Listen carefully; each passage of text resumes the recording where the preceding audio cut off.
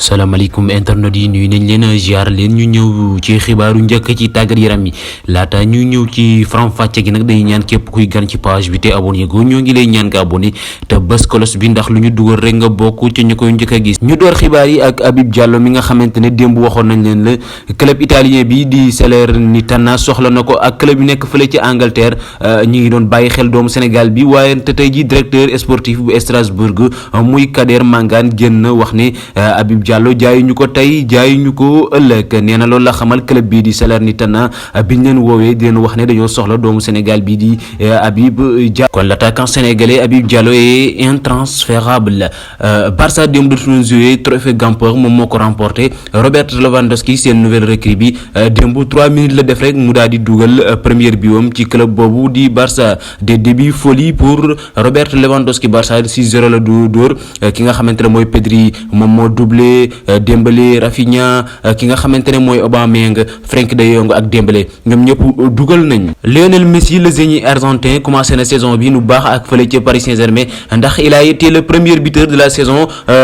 ci club boobu di Paris Saint-Germain ak championnat France, le premier passeur de la saison en championnat, le premier à mettre un doublé, le premier à être il est homme du match. Lionel Messi est parti pour réaliser une saison monstrueuse kon doomu argentin bi ren ji commencé na def saison bu baax. Christophe Galtier moom nee na bu Messi kontaanee rek Messi reetaan équipe bi ñëppay kontaan ñëppay békk. Laaj nañ ko ci bii bi nga xamante ne Messi dugal na ko muy reprise de volée acrobatique mi ngi ne gars yi laaj ko est-ce que geste boobu Messi def laa yëm mu ne non yëm ma ndax apprécié naa beat bi et puis depuis 17 ans Messi mi ngi joué ci haut niveau bi kon lii nii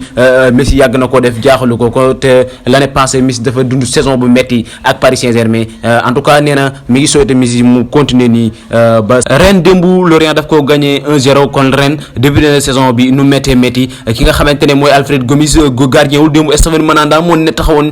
ci camp yi ki nga xamante ne mooy Stade Rennais dafa ñàkk bi la match 1-0. gars yi classement Ligue 1 bàyyi noonu après première journée yi Paris Saint-Germain moo jël première, Marseille deuxième, Lille troisième, ki nga xamante ne mooy Monaco bu Krépin Diatta sixième mi ngi noonu classement bàyyi noonu xoole leen ko seen bopp. Alexis Sanchez dana dem ci mercredi bi wala ci jeudi bi fële ca Olympique de Marseille ngir xaatim fa contrat bu tolloog ci benn at avec une année en option moom Alexis Sanchez bu ñu sukkandikoo ci xibaaru foot mercato moom mi nga xamante ne dafa dagg contrat wam ak Inter de Milan ngir ñëw ca club boobu di Olympique de Marseille doxal fa ci saison bi. Première journée bu Ligue 1 jeex na démb mais suñu champion d'Afrique yi muy Idrissa Gana Gueye, Bamba Dieng, Alfred Gomis ñoom ñëpp ci tribune bi lañ seetaane seen i match kon ñooñu noonu da ngay xam ne seen i équipe contre ci ñoom ak seen i coach ki nga xamante ne mooy Pape Gueye,